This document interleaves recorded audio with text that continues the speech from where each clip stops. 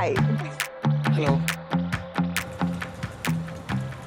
Hi, my name is Ananya and I teach Hatha Yoga, I teach pre and postnatal yoga, and I'm also a certified lactation professional. I've been in Madras for about 10 years now, so yeah, I'm looking forward to this conversation to understand more about the city that I call home now.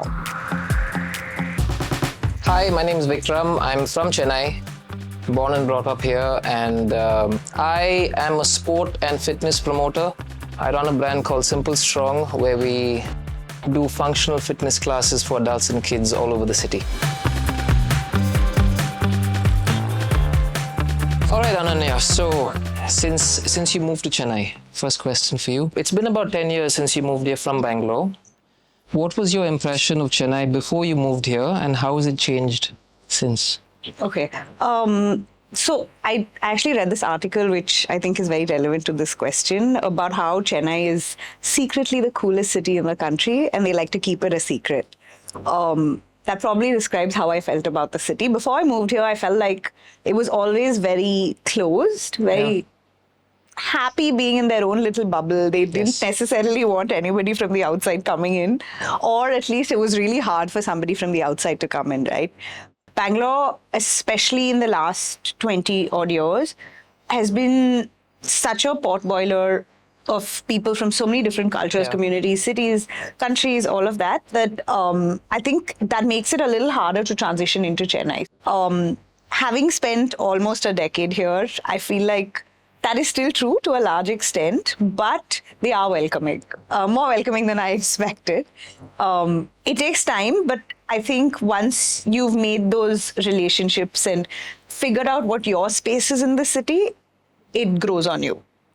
Until then, it can be a little bit, I know if you've probably heard this before since you're from here, but it can be a little bit cliquey. It can be a little bit, everybody's known each other. Yeah, a little closed in, a little bit of a bubble of, we're great in this little space that we exist in.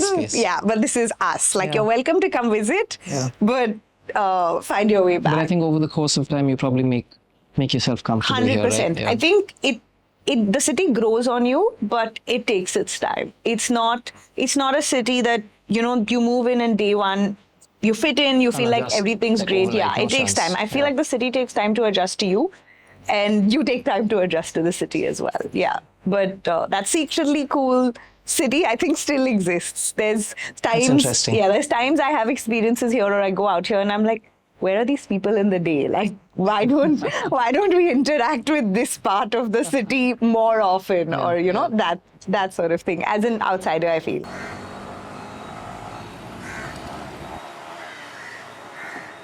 So having been here all of your life, and I think more so having started Simple Strong, how do you feel the city's changed? Has the city changed?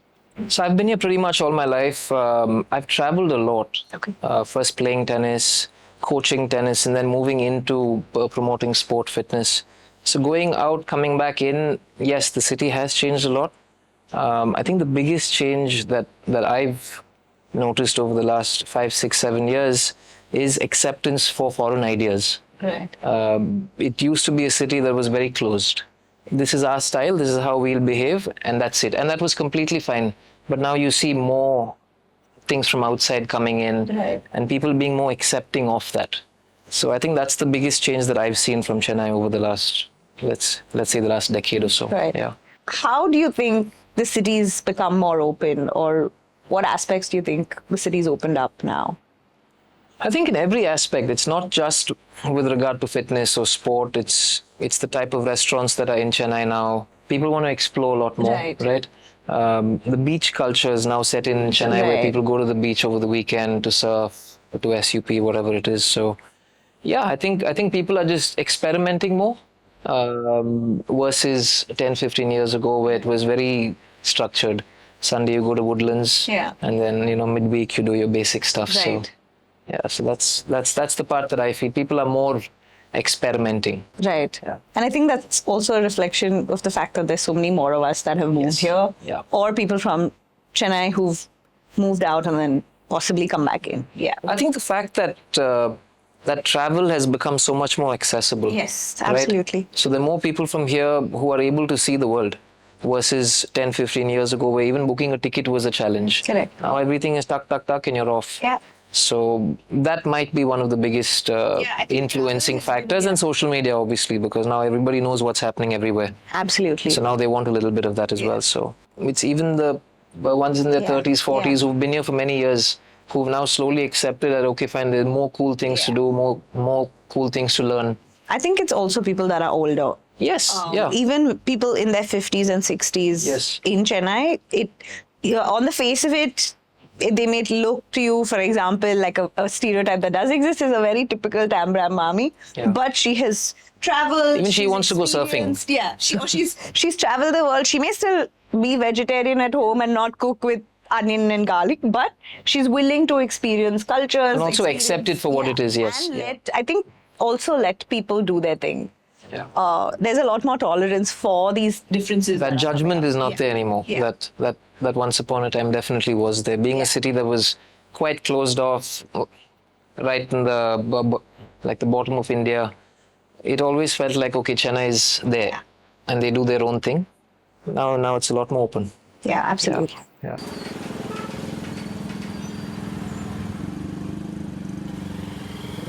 Since we were talking about change, what do you think Chennai's attitude is towards fitness? And do you feel like it's changed since you started Simple Strong to today? It's definitely changed. I think COVID was the part that kind of reset things for the fitness industry. Right. Before COVID, when we started, there were very few functional training centers. Sure. And now, like every area has one. Every young coach in Chennai wants to go out and start something by themselves, which I think is great. So it definitely has changed. Why it has changed, I think going back to the same thing. Now social media is so much more of an influencing factor. Right. So they see what's happening in a Bangalore or a Bombay or maybe even in a Singapore, Hong Kong. Sure. And now if that's in your backyard, people are much more open to it versus 7-8 years ago where it was like an alien thing. Why are these people not using machines, for example, you know? Right. Now it's a lot more accepting, and I think people want to experiment a lot more as well. Right. It's also the cool thing to do. Yeah. You know, that's the truth. Yeah, that's an interesting thing that we talk about. I don't know if I'm going to share an example of something we used to see at the studio very often. Social media and all of that. I heard of somebody trying something out and I want to do it as well. I think one of the most common questions we used to get at the studio was whether we had hot yoga classes when we ran the studio, right? And it was really funny because we live in Madras. We don't need hot yoga classes here. But it was an outcome of, like you said, somebody I know in Canada or in Europe practices hot yoga. So I would like to do that in Madras too. That's the other side of social media. I take it out of context in terms of what's relevant to my local reality. Yeah. But at least it makes them open to trying different things, like you said. So.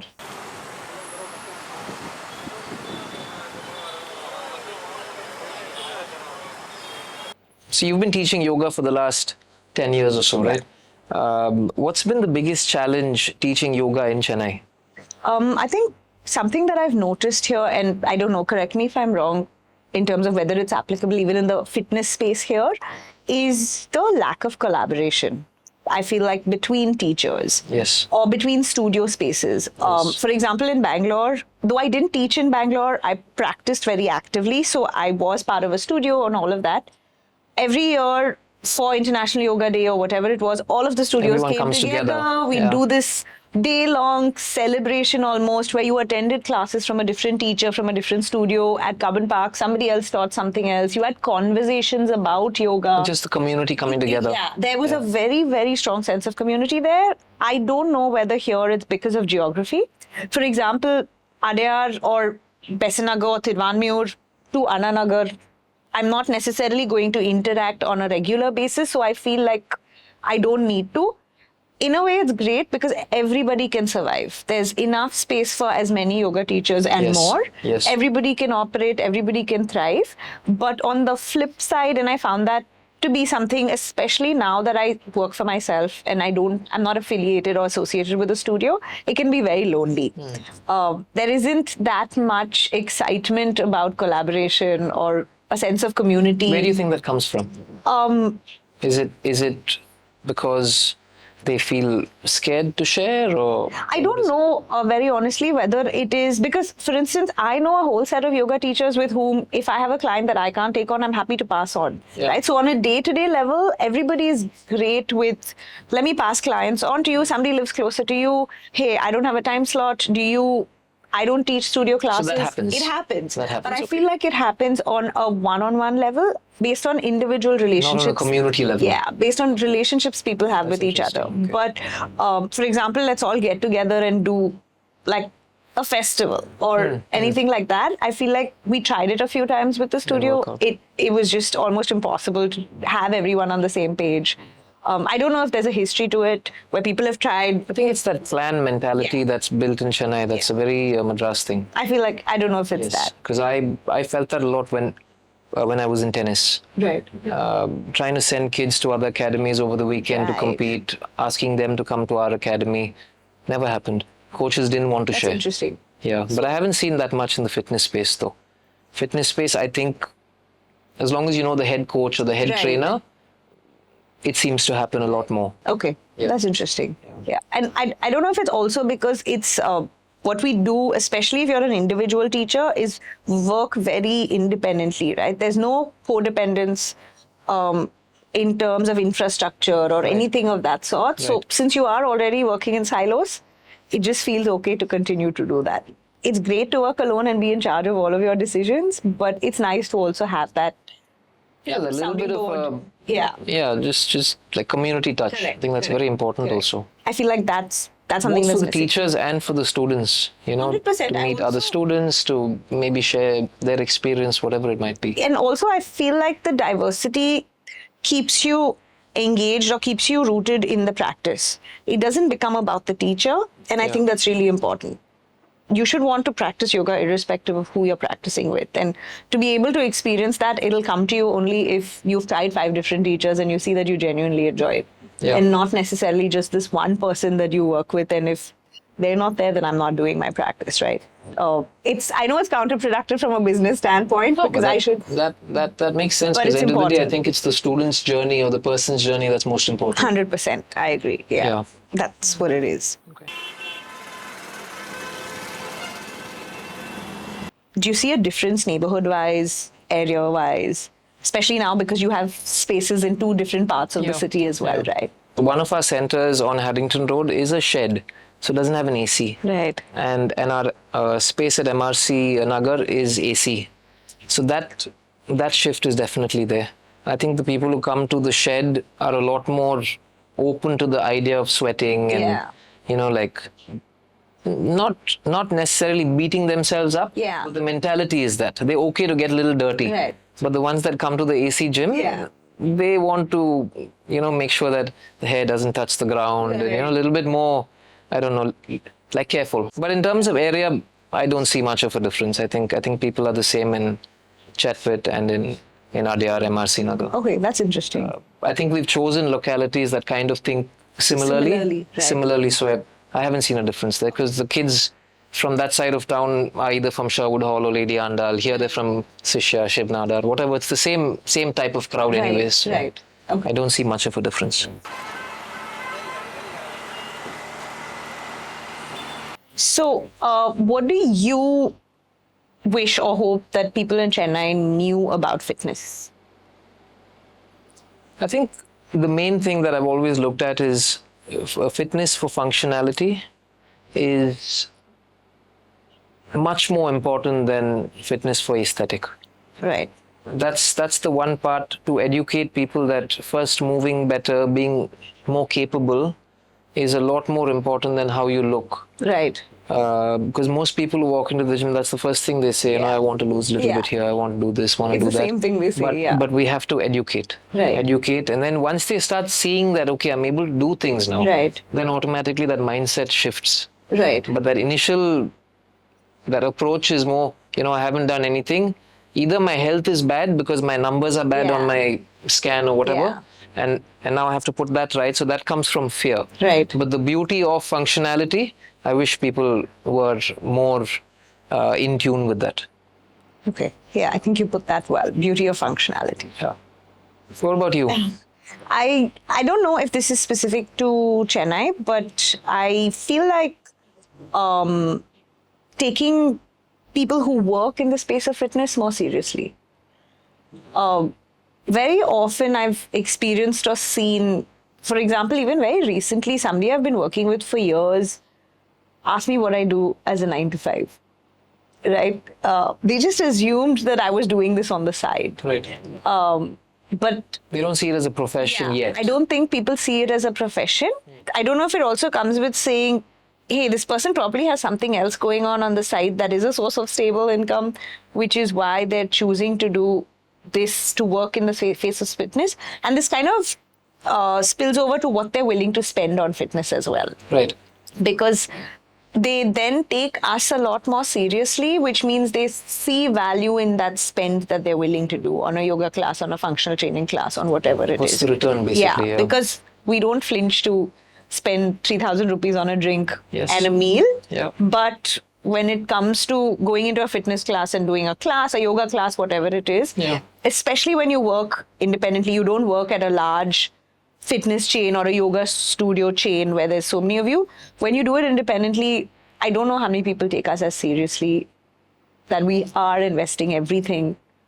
We're educating ourselves. This is what you wake up for. This is what you go to bed thinking about. Train, For sure, I think people are also very surprised that you get certified, that you study, or that you're taking time off to do a course, because they're like, but you have classes and your slots are full, so why do you feel the need to sort of do that? So that's something I think it would be nice if that could change. Yeah.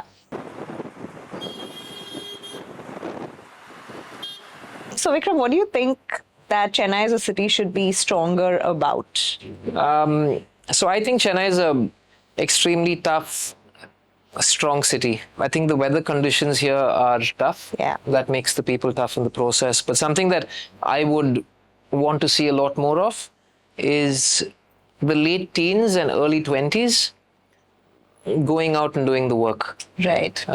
Most of the crowd that comes into our gyms is either the smaller kids because the parents bring them, or the parents. Right. But the ones in the middle get lost out because they're too busy either working or doing something else.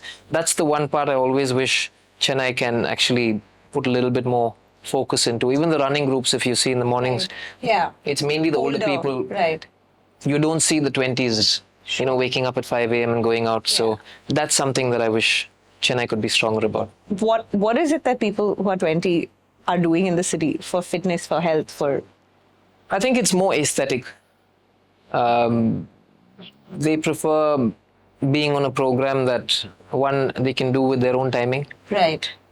Two, something that would probably make them look good first, and then feel or perform good second. Sure. So, and then when they get to their 30s and they're full of pain, that's when they go back to the whole, let's get functional, let's start moving, let's start feeling better. Yeah. So instead of losing out on those 10 years and then suddenly hitting that bell in your head, I think it would make a lot more sense for the boys and girls just coming out of high school into college to take their health, their fitness seriously. So do you have similar age differences where it's either the younger kids or the 30s, 40s coming into your classes? I think it's similar. What you see in the fitness space is also what I see in the yoga space. There's a gap in the middle. Correct. It's also a budget thing because when you get out of school, you're in that whole, can I ask for that money? Yes. So that part I understand, but you can still go to the park and exercise. Correct. Right? Or you can still be part of a runners club. Yes. And that is something that's very popular in Chennai. For example, people cycle, run a lot more here than you can in, for instance, Bangalore, because the infrastructure is not as great. You think so? You don't have the beach. Okay. Okay.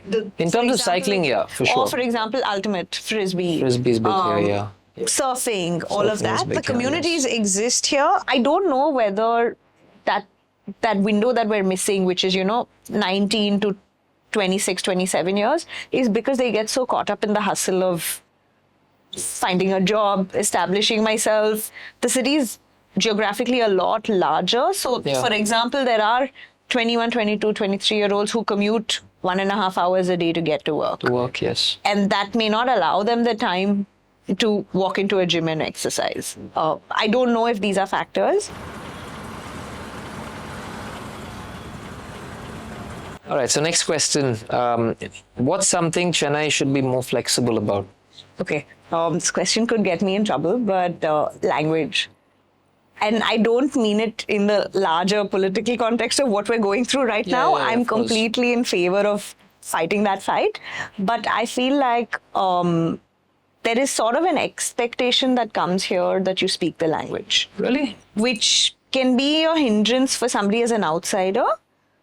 Also, something that I found that happens not just here is, for example, if you're outside of the country, but you're with 5 people that are from Chennai, they will gravitate towards speaking in Tamil, right? And it's a good thing. I think it's the people you hang out with, though. It has to is be. Is it really? Yes. Yeah. Okay. I mean, based on my experience Right. here, yeah. Because I feel like it's great that there's such a strong sense of association to the language, which is something that in Bangalore, for example, we've struggled with, and that's why it's diluted so much. But coming from the outside, so for example, when I was doing my master's here for 2 years, I really struggled with that because I think as an outsider coming in, it's hard. and the fact that my father was Tamilian, and I didn't speak the language. It was bordering blasphemy that, I mean, what do you mean you don't speak the language? Like, you speak Kannada, that's your thing, but why do you not? So I definitely think expectation that all of us know the language and speak it can be a little bit sort of tweaked, or I don't know. I feel like I'm going to get into trouble with this. No, one. I think as an outsider going in, it's the same that you would feel going into Delhi without knowing Hindi. Yeah. You know, if you can't speak Hindi and they know you can't, 100%. automatically you're a target. Yeah, yeah. I mean, I speak the language now largely, but I still see it can be a barrier for me sometimes. Like, I know even if I'm going to a store and I have to ask for something, I know that if you fumble, if I spoke clearly, fluently, it would have been an entirely different conversation. Or if I'm negotiating with a vendor who is not like doing something on time or whatever it was, I know that I would be treated very differently if my fluency was at a slightly higher level. Sure, definitely, yeah. So yeah, I completely agree. I think the moment they realize you're not from here, then that sense of okay, she's an outsider. But also to give credit, when I've had this experience, especially while taking public transport now recently. When they know I'm not from here, but I'm making the effort to speak the language, they appreciate it. Yes, yeah, for sure. I've noticed. They love it. They're very respectful of that, and I'm grateful for that because I feel like it makes somebody like me who would be very conscious of the way I speak a little bit more comfortable. I'd be a little bit more. Okay, at least the effort I'm putting in is being recognized, and I'm not going to get bulldozed in this conversation with this taxi driver or, whatever it may be. So, to give credit, if they know that you're making an effort, even as an outsider, they appreciate it. Yeah.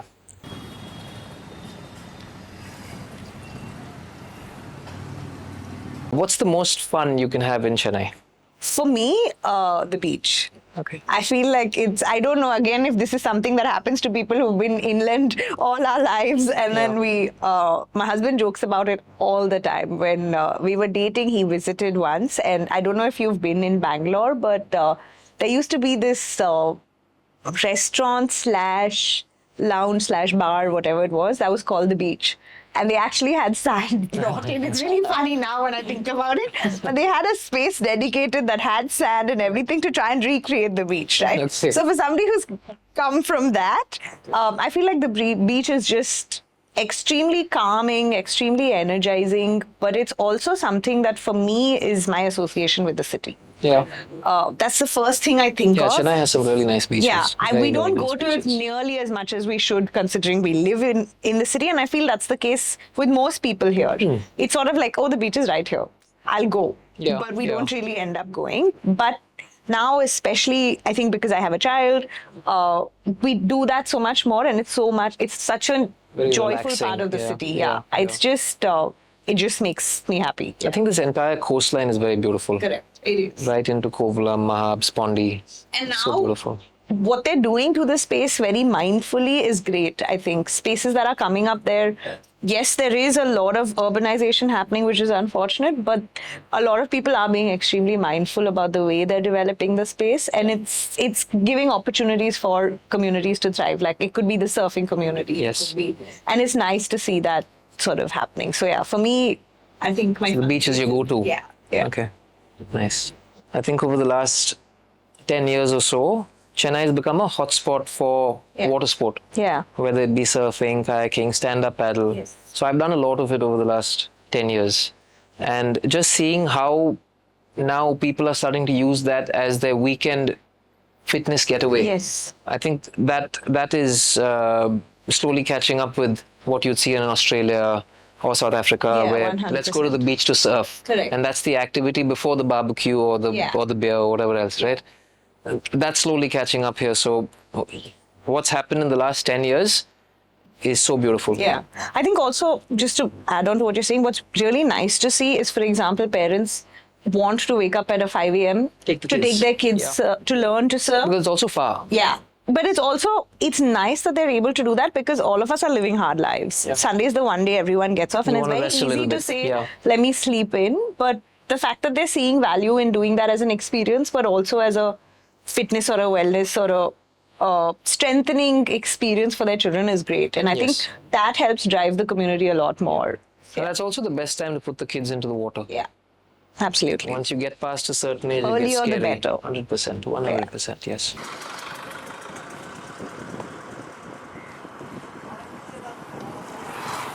So Vikram, what is a hill that you'll die on? Wow. A hill that I would die on. Okay, so I have a little backstory on this. So when I was younger, I played tennis. And we would train 6 days a week. And every Saturday morning was St. Thomas Mount. Okay. And that's the toughest session of the week. So you end the week with the toughest session. Right. And my coach at the time, every week, someone's either crying, throwing up, bleeding, complaining. And one of the things he would always say was, Setta kuda parvala panne. That means even if you bloody die, do it. So that's probably the hill I'd want to die on. St. Thomas Mount. What's a hill you'll die on? Nandi Hills. Okay, I think I'm going to answer that question more from, I think, the perspective of what that phrase sort of means. Veg biryani is not biryani. And I will, No, it's not. literally, I will die on that hill for rice. anybody who argues with me. It's just rice. It's something I Flavored feel rice. very strongly about. It's pulao. Pulao. It's not biryani. Pulao is the For right way of everybody who looking at it. says that.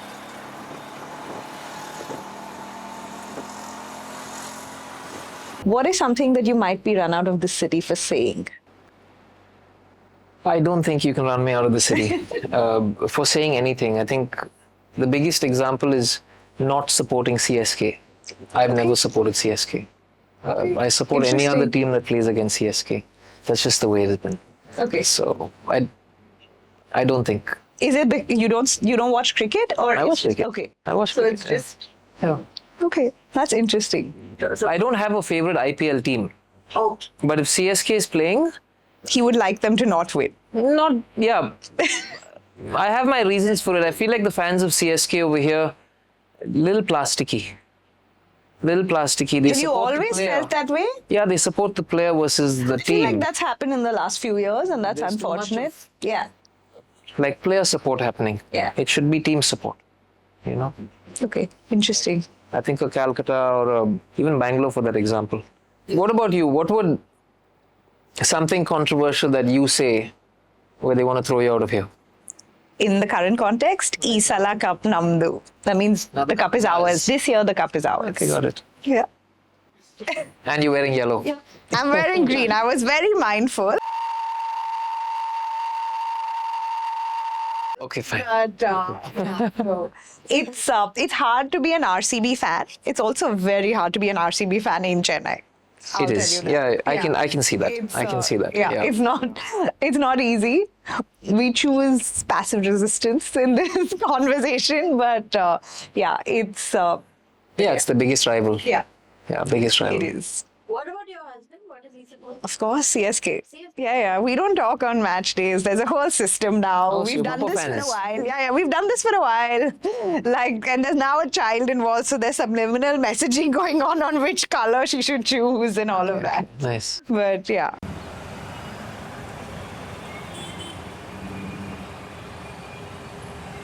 Bangalore dosa or Chennai dosa? More than Bangalore or Chennai, it's where in Bangalore or where in Chennai. So if you gave me two options, I'd pick with those. For example, it would be airlines over Vidyarthi Bhavan in Bangalore. Or Chennai, it would be Woodlands over Sangeeta. Any day. That's fair. But I definitely feel more strongly about ice cream when it comes to Bangalore versus Chennai. Because But what is Chennai ice cream? apparently like Amadora. Oh, Amadora. Like for me, corner house, any day. No, Amadora is better. No, Amadora. not a shade. Really? I love the filter coffee flavor in Amadora, but like the first time I tasted the underbaked, it was so built up for me It's too heavy. that I was like, no guys, like the cake fudge in corner house by a mile.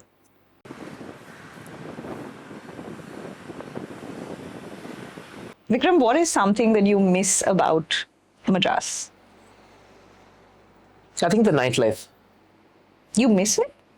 Yeah. Okay. What it used to be 15 years ago versus what it is today Okay. is very different. I don't know if it's because we don't go out as much. Right. But going out now in Chennai feels a lot different from 2010, for example. In what sense? Like the Zara's days, Right. Leather Bar, Speed. Speed, I don't know if you know I've Speed. heard of it, Yeah, yes. Speed. I've heard of the legend of Speed. Yeah, that was proper Chennai. Right. Everybody knew everybody. It was a safe space, but everyone's having a great time. Now it feels very different because there's so many bars that are opening, closing, fights in bars. We never used to see fights in bars. Now every night you go out, there's something happening. So I think the nightlife is one part of Chennai that I always will miss. Right. You wish that it felt like what it felt 10, 15 years ago. Yeah. I feel slightly differently, maybe because I wasn't part of the Speed, the Leather Bar, the Zara's. Zaras. Yeah.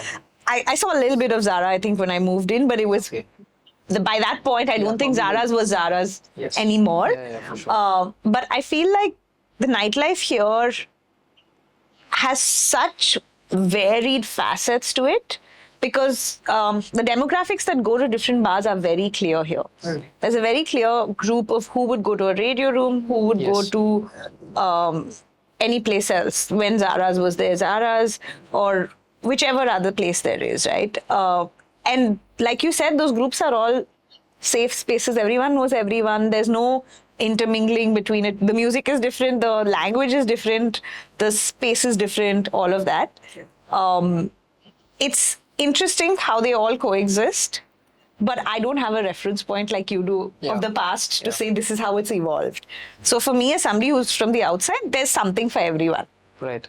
If you're in the mood for some Hindi, you know where to go. That's interesting that you look at it like that because we look at it differently sitting here. For me, probably Radio Room is the one place that would be a sense of stability like Speed was or Zara's was. Same type of crowd that hangs out at Radio Room now that used to be Zara's or wherever. So Correct. Yeah. So that's probably what it is. Yeah.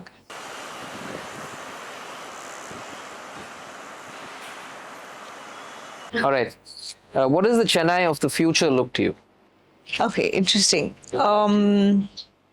I think the Chennai of the future is more open, or at least I hope for it to be more open. For example, to food experiences, to musical experiences, to cultural experiences that are from outside of Chennai, because there is a great community when it comes to the food here, the culture here, kacheri season, all of those kind of things. But for example, how many international artists do we have coming here and doing shows for us? I would love for that to change. I prefer it to be a little bit on Closed the back up? foot. Yeah. That's what we've always been used to. Right. If we wanted to go for a concert, we'd have to go to a Bangalore or a Bombay. Right. I would. Like it to I stay think that prefer way. it that way. Yeah. Okay, Yeah. that's interesting. Because in some way you stand out from the rest of the crowd as well. Right. If you're trying to be like a Bangalore or a Hyderabad or a Bombay, then you're always being compared to Bangalore, Hyderabad, Bombay, or Delhi, wherever. But I think Chennai has always maintained that unique. We are simple. We like to do our own thing. We like to do it at our pace. Even the work culture here, when compared to the other cities we just mentioned, a lot more relaxed. Right. You know, we like to at our own pace, not necessarily trying to jump over you to go there. Yeah. That's one of the reasons I've stayed in Chennai all my life. Okay. Is because I like that whole, you do your own thing, you do it your style, as long as you do it well, great. Sure. You know? I think that's also very intrinsic to Chennai culture, because I also see a lot of people that are from Chennai are very quiet about whatever it is. Everything, yes. Going on a vacation, how much wealth you have, Yes. how your wedding is. You'll have no idea whatever who it has is. what over here. Everyone, it's a leveler of sorts. I think many spaces are leveling ground for people here, and that's something that's nice and that's very reassuring.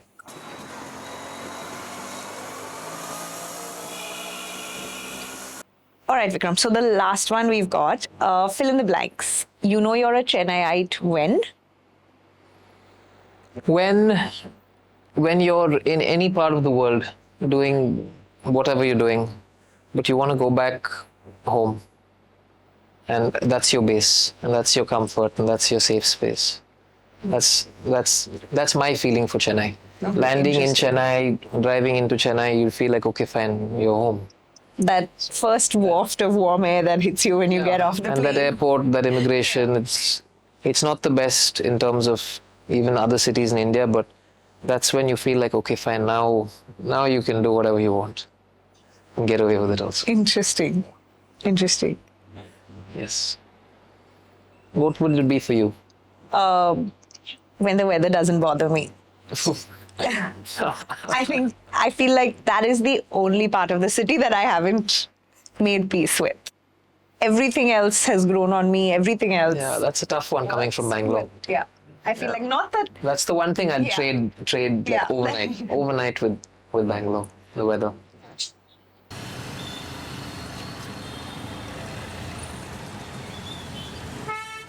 So that's the end of our little conversation. I'm glad this happened. It's I think I've been a quiet follower of Simple Strong for a while now, and it was nice that we got to have this conversation. I got to learn about the city from you. So thank you for that. Yeah, very nice And chat. thank you for Experience. having me. Yeah, thank you. Like absolutely loved just talking about Chennai and a little bit of Bangalore also. It's always been a city that I was very frequently in. So I had a great time. Thank you so much. Nice catch up. Yep, likewise. Thank you so much. See you.